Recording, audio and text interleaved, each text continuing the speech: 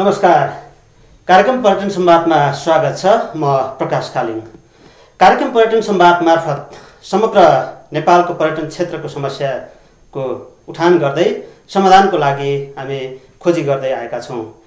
आजको पर्यटन संवादमा कुराकानी गर्नको लागि हामीसँग हुनुहुन्छ इस्टोनियाका नेपालको लागि वाणिज्य दूत नवराज दाहाल जो हुनुहुन्छ। उहाँलाई सर्वप्रथम स्वागत गरौँ। स्वागत छ नवराज सर। धन्यवाद प्रकाशजी। के छ, आराम हुनुहुन्छ? म आरामै छु। पछिल्लो समय तपाईँ पर्यटन क्षेत्रमा अलिकति गुपचुप रहनु भएको छ नि, कहाँ के गर्दै हुनुहुन्छ? खै मलाई त्यस्तो लागेको छैन। थोरै त म आफ्नो व्यवसायमा व्यस्त रहेँ। अब व्यवसायिक सङ्गठित संस्थाहरूमा पनि त्यति सहभागी भएको छैन। अब तर त्यति धेरै टाढा बसेको पनि जस्तो मलाई लाग्दैन। अहिले जस्तो नेपालको पर्यटन क्षेत्रलाई हेर्ने हो भने विभिन्न उतार चढावहरू आइराखेको छ हैन। अब यसमा चाहिँ सम्भावना उत्तिकै छ तर समस्या पनि उत्तिकै छन्। अहिले तपाईँले विश्लेषण गर्दाखेरि नेपालको पर्यटन क्षेत्रलाई कसरी विश्लेषण गर्नुहुन्छ? नेपाल पर्यटनको लागि थुप्रै सम्भावना बोकेको मुलुक हो। तर हामीले जति अपेक्षा गरेका छौँ त्यही ढङ्गले पर्यटनको चाहिँ विकास हुन सकेको छैन। अहिले हामी स्प्रिङ सिजनको सुरुवातमा छौँ, तर आम पर्यटन व्यवसायीहरू यो स्प्रिङ सिजनकोमा चाहिँ त्यति उत्साहित देखिराखेका छैन। यो नदेखिनुको कारण चाहिँ एउटा त नेपालको अहिलेको अस्थिर राजनीतिक गतिविधिहरू नै हुन्। दोस्रो चाहिँ नेपाल सरकार अथवा यो देशको राज्य पर्यटन प्रति त्यति धेरै जिम्मेवार नभएको जस्तो पनि मलाई लाग्छ। यसको महत्त्व राज्यले चाहिँ राम्रोसँग बुझ्न नसकेको पनि हो। र अर्को चाहिँ पर्यटन व्यवसायमा संलग्न व्यवसायीहरू र व्यवसायीहरूको सङ्गठित संस्थाहरू, नामै लिनु पर्दाखेरि टान, हान, नाटा लगायत द सिङ्गो नेपालको पर्यटनको प्रवर्धन विकासको लागि भनेर स्थापित भएको राज्य र यता प्राइभेट सेक्टरबाट उपस्थित जनाएर स्थापित भएको संस्था नेपाल टुरिज्म बोर्ड हरूको पनि गतिविधिहरू चाहिँ सोचेको जस्तो भएको छैन। यो कारणले गर्दाखेरि पनि नेपालको पर्यटन जुन ढङ्गले अपेक्षा गरिएको छ त्यो ढङ्गले अघि बढ्न सकेको छैन। खास तपाईँले अलिकति जोड्नुभयो पर्यटन क्षेत्रको लागि अहिले समस्या चाहिँ जस्तो नीतिगत समस्या के र चाहिँ व्यावहारिक पक्ष र अहिले तपाईँ विशेष गरी ट्रेकिङ क्षेत्रसँग पनि सम्बन्धित भएको हुनाले ट्रेकिङ क्षेत्रको अवस्था कस्तो छ, के छ समस्या दर्शाइदिनुहोस् न। के छ? नेपालमा धेरै प्रकृतिका पर्यटन व्यवसायहरू छन्। त्यसमध्ये पनि एडभेन्चर टुरिज्म र विशेषतः ट्रेकिङ र आरोहण को मुख्य भूमिका रहेको छ नेपालको पर्यटनमा। र सबै व्यवसायीहरूको बिचमा बुझाइमा एकरूपता नहुनु, व्यवसायीहरूको बिचमा एकता नहुनु र विभिन्न प्रकृतिका व्यवसायी सङ्गठित संस्थाहरूको बिचकोमा पनि त्यो खालको चाहिँ समन्वयकारी भूमिका नहुनु र व्यवसायी संस्थाहरू, व्यवसायीहरू र चाहिँ पर्यटन मन्त्रालय, पर्यटन बोर्डको बिचमा पनि तालमेलहरू नहुनु, एकअर्कामा राम्रोसँग बुझ्न नसक्नु, एकअर्काको बिचमा सहकारी भूमिका निर्वाह गर्न नसक्नु एउटा पक्ष रह्यो। त्यो नै मुख्य हो भन्ने मलाई लाग्छ। अर्को, नेपालमा अहिले जुन पर्यटन नीति छ त्यो नीति नेपालको पर्यटन व्यवसायीहरूको हितमा छैन। यो नेपालको साँच्चै राष्ट्रिय पर्यटन व्यवसायीहरूको हितमा चाहिँ यो नीति अहिलेसम्म भएको मैले महसुस गरेको छैन। कस्तो नीति आउनु पर्ला भन्दा आम व्यवसायीहरू र आम व्यवसायीहरूको सङ्गठित संस्था, मैले भनेको पर्यटन व्यवसायीहरूको चाहिँ सङ्गठित संस्थाहरू र राज्यले ठुलो बहस चलाएर विज्ञहरू राखेर एउटा राष्ट्रिय पर्यटन व्यवसायीहरूको हितमा राज्यलाई फाइदा पुग्ने खालको चाहिँ पर्यटन नीति बनाइनुपर्छ। त्यो अहिलेसम्म भएको जस्तो मलाई लाग्दैन। तपाईँले अहिले जति पनि समस्याहरू जोड्नुभयो, ती समस्याहरूको समाधानको लागि अथवा ती समस्याको चाहिँ जुन पाटोहरू छ त्यसलाई समाधान सोलुसन खोज्नको लागि व्यवसायी, तपाईँ एउटा व्यवसायीको नाताले तपाईँहरूको पनि केही न केही जिम्मेवारी त हुन्छ नि त। के गर्नुभएको छ तपाईँले चाहिँ? होइन, हरेक पर्यटन व्यवसायीहरूको जिम्मेवारी हुने नै भयो। त्यहाँमाथि पनि म 2 दशकभन्दा बढी पर्यटन व्यवसायमा आबद्ध छु र म आफै पनि नेपालको ट्रेकिङ व्यवसायीहरूको एउटै मात्र सङ्गठित संस्था टान जस्तो एउटा गरिमामय संस्थामा पनि मैले केही वर्ष अगाडि आफ्नो नेतृत्वदायी भूमिका निर्वाह गरेको छु भनेपछि स्वाभाविक रूपले मेरो पनि जिम्मेवारी त पर्ने नै भयो। अब म संस्थागत ढङ्गले हामीले तत्कालीन अवस्था जो बेलामा म चाहिँ टानको महासचिव थिएँ त्यो बेलामा हामीले राज्यलाई केही सुझावहरू प्रस्तुत गरेका थियौँ। कयौँ सुझावहरूमध्ये केही सुनाइ पनि भएकै हो तत्कालीन अवस्थामा भने कयौँ सुनाइहरू चाहिँ नभएको अथवा ट्रेकिङ व्यवसायहरूको सङ्गठित संस्थालाई तत्कालीन अवस्थामा राज्यले हेर्ने दृष्टिकोण अलिक फरक थियो। एउटा त्यो रह्यो। अर्को म आफै व्यवसायी भएको नाताले पनि सङ्घ संस्थामा जाने साथीहरूलाई पनि मैले सकेको सुझावहरू दिइरहेको छु र सम्बन्धित मन्त्रालयका मान्छेहरूलाई पनि मैले त्यो खालको सुझावहरू दिने गरेको छु। म अब फेरि सङ्घ संस्थामा नहुँदाखेरि र अहिले दलीय राजनीतिमा चाहिँ दलीय ढङ्गले मान्छेहरू चाहिँ सङ्गठित हुने भएको हुनाले जो सङ्घ संस्थामा छैनन् तिनीहरूको कुरा चाहिँ नसुनिदिने, तिनीहरूलाई सहभागी नगराइदिने, एक्लै दिने भएको हुनाले पनि मेरो भूमिका हुँदाहुँदै जिम्मेवारी हुँदाहुँदै पनि मैले जुन ढङ्गले भूमिका निर्वाह गर्नुपर्ने हो त्यो ढङ्गले मैले भूमिका निर्वाह गर्न पाइरहेको छैन। अब तपाईँले त्यसो भनिरहँदाखेरि जस्तो नवराज दाहाल कुनै बेला तपाईँले अहिले जोड्नुभयो, टानको महासचिव भएर तपाईँले काम गरिसक्नुभयो, विभिन्न सङ्घ संस्थामा अझै पनि आबद्ध हुनुहुन्छ। तर पर्यटन क्षेत्रमा सिङ्गो पर्यटन क्षेत्रमा नवराज दाहाल अलिक फरक ढङ्गको अब खालि चाहिँ सङ्घ संस्थामा पनि न्यु खोज्ने भन्ने खालले आरोपहरू लाग्ने गर्छन् तपाईँलाई? खै अब केही साथीहरूले आरोप लगाउनु भएको भए त म केही भन्न सक्दिनँ। मैले प्रत्यक्ष सुनेको चाहिँ छैन। म सङ्घ संस्थामा हुँदाखेरि पनि सबै व्यवसायीहरूसँग सबै सङ्घ संस्थाहरूसँग चाहिँ सहकारी राम्रैसँग गरेको जस्तो मलाई लाग्छ। अहिले पनि मैले व्यवसायीहरू र सङ्घ संस्थाका साथीहरूसँग पनि मैले राम्रै सहकारी गर्ने प्रयत्न गरेको छु। म त्यसरी चाहिँ न्यु खोजेर साथीहरूबाट अलिक टाढा बसेर सहयोग नगर्ने खालको चाहिँ गतिविधिहरू मैले गरेको छैन। अब केही साथीहरूले कसरी बुझ्नु भएको छ, कुन ढङ्गले भन्नुभयो, तर मैले अहिले नै भने अहिले गणतन्त्र घोषणा भइसकेपछि एउटा दलीय राजनीति त जताततै हुने भयो। स्वाभाविक रूपले पर्यटन व्यवसायीहरू पनि राजनीति आस्था विचार बोकेका हुन्छन्, राजनीतिक पार्टीहरूसँग नजिक हुन्छन्। तर सङ्घ संस्थामा जुन ढङ्गले साथीहरूले नेतृत्व गर्नु भएको छ राजनीति आग्रह पूर्वाग्रह अथवा आस्था र विचार राखेको आधारमा उसको समूह कत्रो छ भन्ने हिसाबले चाहिँ त्यसरी चाहिँ व्यवहार गरिएको छ। र मलाई पनि सहभागी गराइदिएको भए, सङ्घ संस्थाहरूमा सहभागी गराइदिएको भए, सङ्घ संस्थाको गतिविधिहरूमा सहभागी गराइदिएको भएदेखि मैले म व्यवसायी भएको नाताले र मेरो लामो अनुभवको आधारमा पनि मैले उहाँहरूलाई सहयोग गर्ने थिएँ र अहिले पनि म त्यो कमिटमेन्ट गर्छु।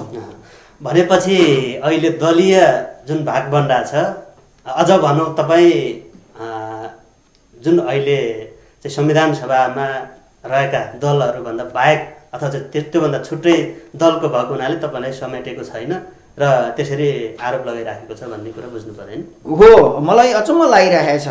नेपालको पर्यटन व्यवसायहरूको सङ्गठित सङ्घ संस्थाहरू भनेको प्रोफेसनल्ली जानुपर्ने हो।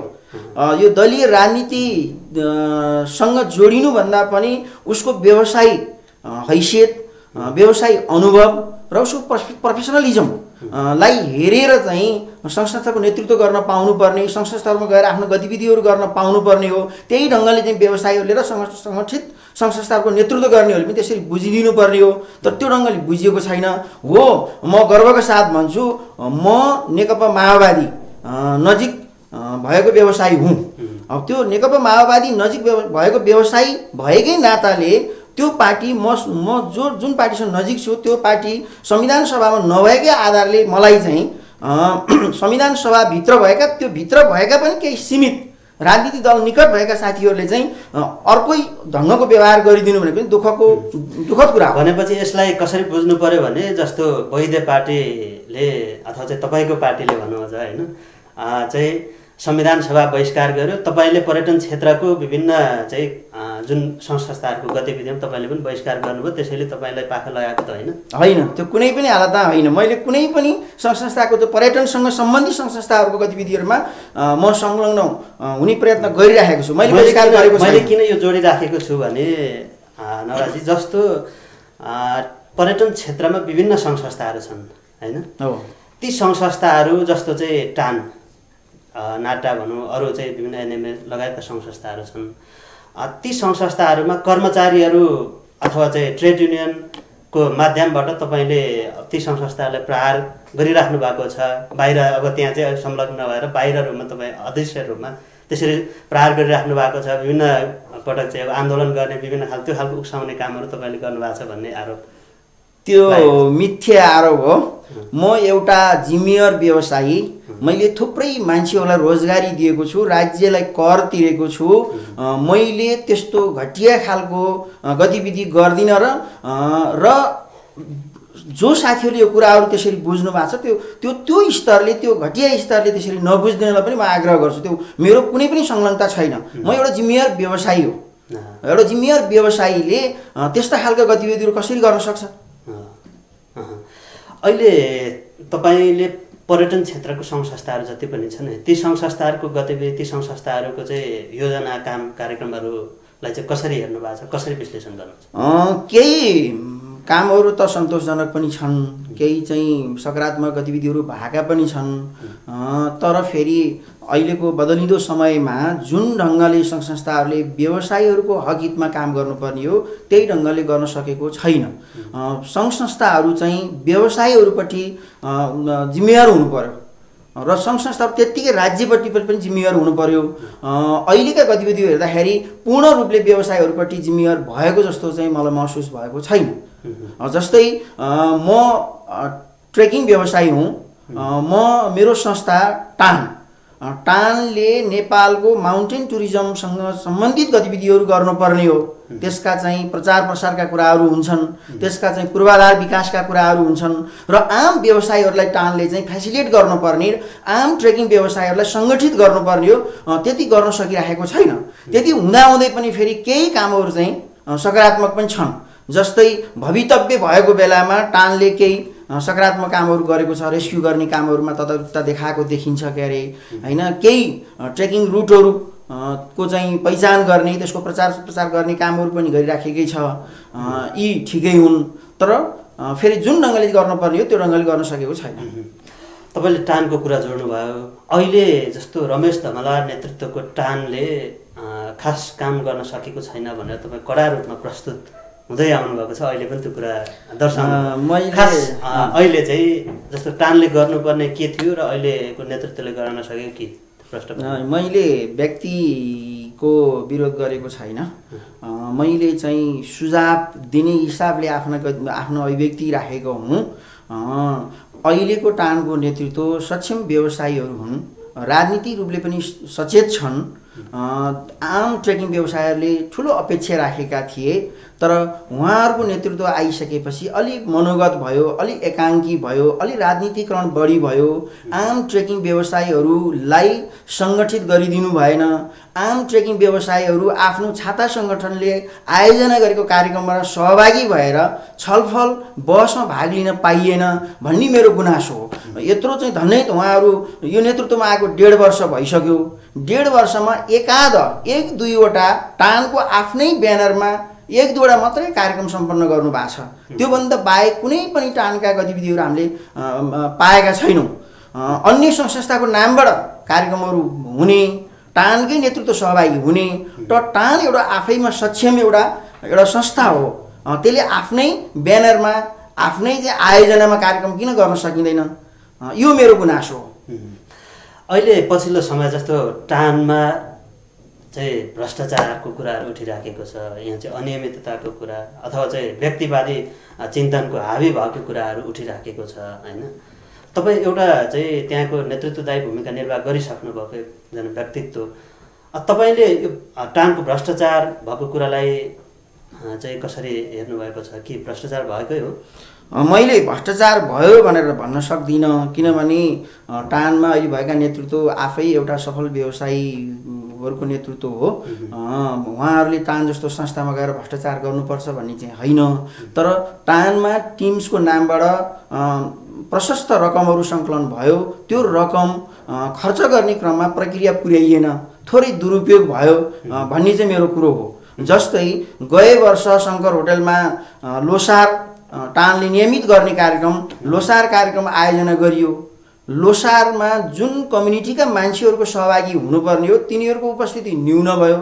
आफ्ना साधारण सदस्यहरूको उपस्थिति कम, भएका साधारण सदस्यहरू पनि रकम लिने, शुल्क लिने, तर त्यहाँको उपस्थिति हेर्दा चाहिँ केही निश्चित दलका कार्यकर्ता र नेताहरू देखिने भएको हुनाले त्यो अलिकति दुरुपयोग भयो। त्यो रकम चाहिँ नेपालको पर्यटनको प्रवर्धन र विकासमा खर्च गरिदिएको भए हुने थियो भन्ने मेरो कुरो हो। त्यो भएन। अहिले पनि हालसालै तपाईँको यो सञ्चय कोष अगाडि लोसार कार्यक्रम आयोजना गरियो, हामीले त्यहाँ देख्यौँ। के त्यहाँ ट्रेकिङ व्यवसायीहरूको उपस्थिति बाक्लै थियो? के साँच्चै लोसार मान्ने ट्रेकिङ व्यवसायमा आबद्ध हुने कम्युनिटीको उपस्थिति थियो? त्यो खालको गतिविधिहरू देखाइएको त्यो थिएन। त्यहाँ चाहिँ तपाईँको दिनभरि नेता र कार्यकर्ताले भाषण गरिए। त्यो ट्रेकिङ व्यवसायीहरूको सङ्गठन संस्था टानले गर्ने कार्यक्रम हो र? त्यहाँ त खर्च भएको छ। यस्ता यस्ता यस्ता खर्चहरू चाहिँ अलि अनियमितता भयो भन्ने हो र अलिकति टानको कार्यसमिति अलिकति मनोगत भयो, अनावश्यक ठाउँमा खर्च भइरहेको भयो। त्यो भनेको त्यो भ्रष्टाचार होइन, त्यो दुरुपयोग हो भन्छु मैले। दुरुपयोग गरिनु हुँदैन। जस्तो तपाईँले त्यो दुरुपयोग देख्नु भएको छ, प्रस्तुत गर्नुभएको छ, त्यो दुरुपयोगलाई अब यसरी चाहिँ बाहिर बसेर चाहिँ दुरुपयोग भयो भनेर मात्रै हिँड्ने कि त्यसको समाधान पनि खोज्ने? होइन, टानका पदाधिकारीहरूसँग पनि मैले प्रत्यक्ष अप्रत्यक्ष कुराकानीहरू राखेको छु। तपाईँहरू सचेत हुनुपर्छ, किनभने तपाईँहरूको कार्यकाल 2 वर्ष हो। फेरि कयौँले त फेरि पुनः दोहोऱ्याउनु पनि होला होइन। यो चाहिँ धन्य 1100 भन्दा बढी साधारण सदस्य रहेको चाहिँ यत्रो ठुलो गरिमामय संस्था, जहाँ चाहिँ हाम्रा धेरै चाहिँ पर्यटन अग्रज व्यवसायीहरूले चाहिँ ठुलो योगदान गर्नुभएको छ। हजारौँ मजदुरहरूको चाहिँ पसिना त्यहाँ जोडिएको छ भनेपछि यसरी दुरुपयोग नगरौँ होइन। जानेर नजानेर दुरुपयोग भयो, यसलाई सोच्यौँ होइन। टानको चाहिँ सचिवालयलाई व्यवस्थित गरौँ होइन। टानका साधन स्रोतहरूलाई चाहिँ पर्यटन प्रवर्धन र विकासतिर चाहिँ लैजाउँ भनेर चाहिँ मैले त्यो कुरो राखेको पनि छु। र तपाईँको मिडिया लगायत विभिन्न मिडियाहरूमा मैले अवसर पाएछु यो कुराहरू राख्ने गरेकै पनि छु। योभन्दा बढी म आफू व्यक्तिगत ढङ्गले के नै गर्न सकिन्छ? भनेपछि अहिलेको टानको अनियमिततालाई रोक्नको लागि अरू व्यक्ति अथवा चाहिँ अरू नेतृत्व जस्तै अरू सङ्घ संस्थाका नेतृत्वहरू पनि खास खुलेर लागेका छैनन्, अनियमितता भएको छ भन्ने तपाईँको कन्क्लुजन भएन। अब तपाईँले जस्तो त्यसो भनिरहँदाखेरि अब योभन्दा अगाडि नेपाल पर्यटन बोर्डको चाहिँ पुनर्संरचना लगायत त्यहाँभित्रको चाहिँ भ्रष्टाचारको कुराहरू गरेर चाहिँ जेटिसिसी संयुक्त पर्यटन समन्वय समिति मार्फत आन्दोलनहरू भए, त्यसलाई चाहिँ कसरी हेर्नुहुन्छ? आन्दोलनले उठाएका विषयवस्तुहरू ठिक थिए। म आफू एउटा पर्यटन व्यवसायी भएको नाताले मैले पनि नैतिक समर्थन त्यो आन्दोलनलाई गरेकै हो। मेरो भौतिक उपस्थिति विभिन्न कारणहरूले हुन सकेन। नेपाल टुरिज्म बोर्डमा सुरुवातदेखि नै भ्रष्टाचार भएकै हो। एकजना व्यक्तिले मात्रै नभनौँ, त्यहाँ नेपाल टुरिज्म बोर्डमा थुप्रैले त्यहाँ भ्रष्टाचार गरेका छन्, थुप्रै संलग्न छन्। सही विषयवस्तु उठाइएको हो। टानले त्यो हिम्मत गरेकै हो। टानको नेतृत्वबाट जेटिसिसी भन्ने संस्था चाहिँ गठन गरियो। त्यो जेटिसिसी संस्था गठनमा मेरो आपत्ति हो। त्यहाँ अलिकति पूर्वाग्रही भए, संस्थाको नेतृत्व गर्नेहरू होइन, केही निश्चित दलसँग नजिक भएकाहरू मात्रै त्यहाँ आबद्ध भएको जस्तो, अरूलाई बाहिर राखियो। अनि आन्दोलनमा सहभागी हुन चाहनेहरूलाई पनि सहभागी गराउन प्रयत्न गरिएन सुरुका दिनहरूमा। अनि सहभागी नगराउने अनि सहभागी नगराइसकेपछि त्यो आएन भनेर कता कता आन्दोलनको विपक्ष हो कि जस्तो भनेर प्रचार पनि गरिने, त्यसलाई मैले कुप्रचार भन्छु। टुरिज्म बोर्डमा भ्रष्टाचार भएको कुरो त नवराज दाल लगायतका एउटा ठुलो समूहले धेरै वर्ष अगाडिदेखि उठाइराखेकै कुरो हो। यो त्यो ठिक हो। अर्को पुनर्संरचना हुनुपर्छ। त्यहाँ पहुँचवालाहरूले मात्रै टुरिज्म बोर्डमा वर्चस्व जमाएका थिए होइन।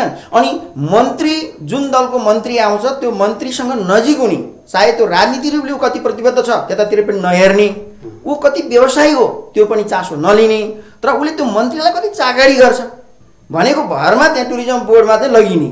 यसले गर्दाखेरि त्यो टुरिज्म बोर्ड निश्चितै रूपमा पुनर्संरचित हुनुपर्ने थियो, सबैको सहभागी हुनुपर्ने हो। त्यो भएको थिएन।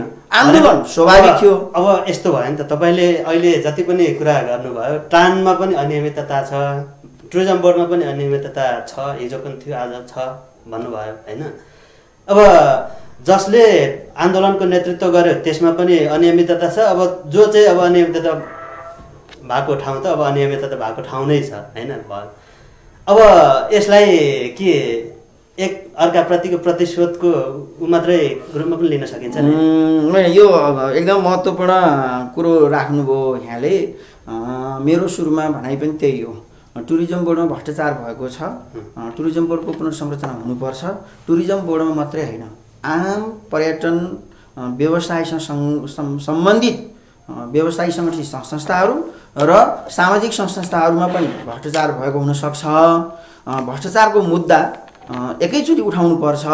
त्यो पनि सङ्गठित संस्थाहरूले आफ्ना साधारण सदस्यहरूलाई भेला गरेर छलफल गरेर सबै व्यवसायीलाई सङ्गठित गरेर एक ढिक्का भएर प्रहार गर्नुपर्छ भन्ने मेरो कुरो हो होइन। त्यहाँ आन्दोलन गरेको जस्तो हुने केही मान्छेहरूले चाहिँ तत्कालीन निमित्त सिइओसँग बार्गेनिङ गरेको, त्यो बार्गेनिङमा कुरो नमिलिसकेपछि चाहिँ आम व्यवसायलाई उल्लु बनाउने हिसाबले होइन भ्रष्टाचारको विरोध गरे जस्तो हुने।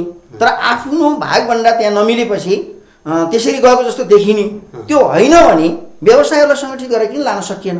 जस्तै टानले एउटा साधारण सदस्यको भेला गरिदिने, नाटाले भेला गरिदिने, म्यान्डेट लिने र आफ्ना सबै साधारण सदस्यलाई सहभागी गराएर आन्दोलन गरिनुपर्ने हो।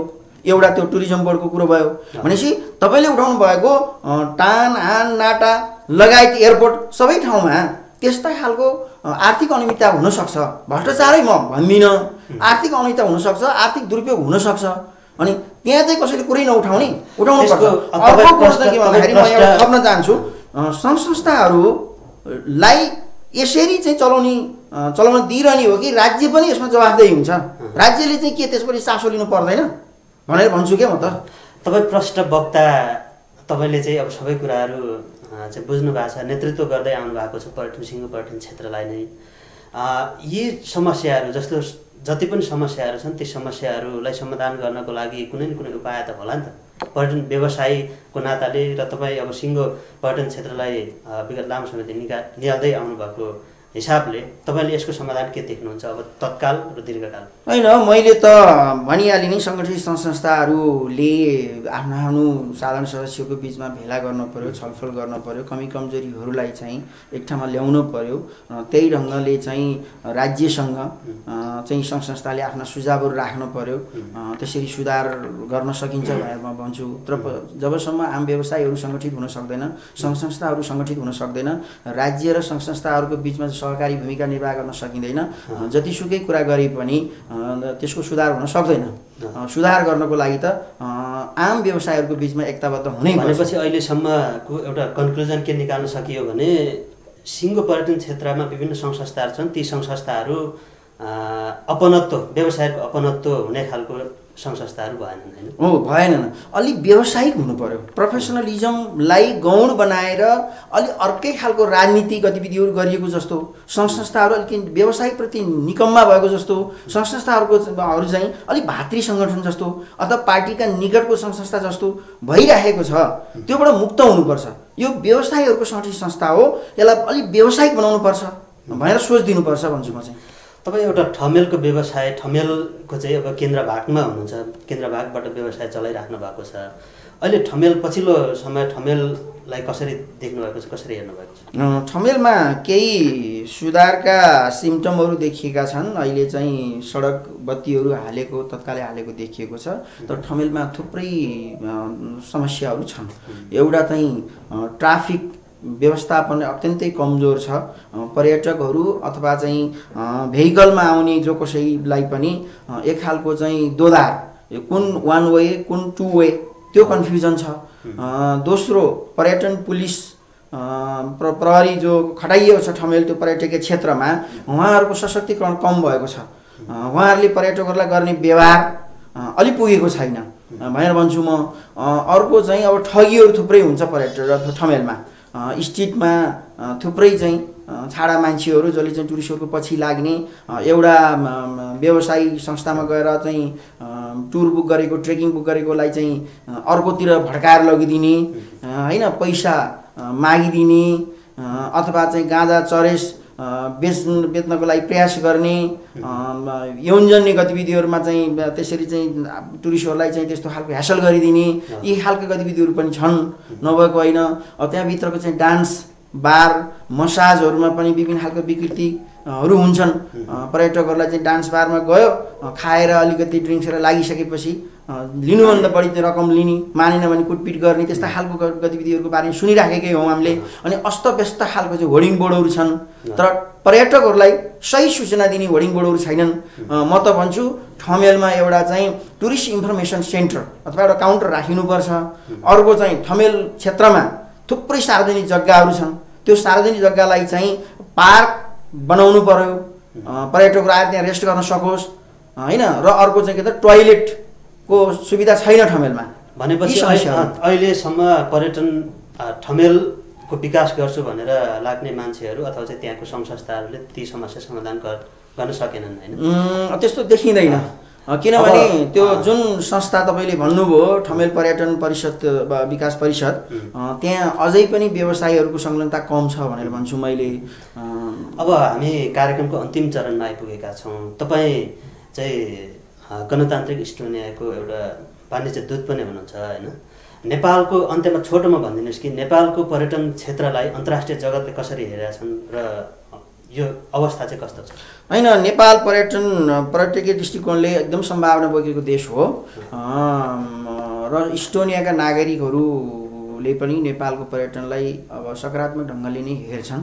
त्यहाँबाट थुप्रै सानो देश, थोरै जनसङ्ख्या भएको देश, त्यहाँका थुप्रै चाहिँ इस्टोनियनहरू नेपाल भ्रमण गर्न आउँछन्, यसलाई राम्रै दृष्टिकोणले हेर्छन्।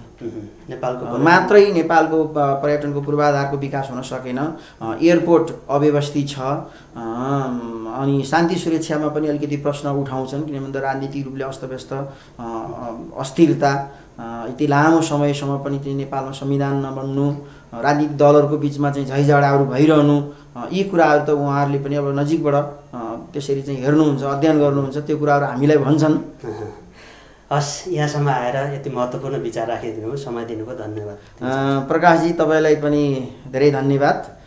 तपाईँको यो पर्यटन संवाद कार्यक्रम भर्खरै मैले थाहा पाएँ, यो अत्यन्तै महत्त्वपूर्ण कार्यक्रम हो, किनभने नेपालमा पर्यटनको धेरै महत्त्व छ र मलाई आज यसरी यहाँ ल्याएर मेरो आफ्नो केही भनाइहरू तपाईँको यो मिडिया यस टेलिभिजन मार्फत जुन राख्ने अवसर प्रदान गर्नुभयो, धन्यवाद। आदरणीय दर्शकहरू, आज हामीले पर्यटन व्यवसायी नवराज दाहालसँग कुराकानी गऱ्यौँ। आजको पर्यटन संवाद यही सकिन्छ। अर्को हप्तासम्मको लागि हामीलाई आज्ञा दिनुहोस्। नमस्ते।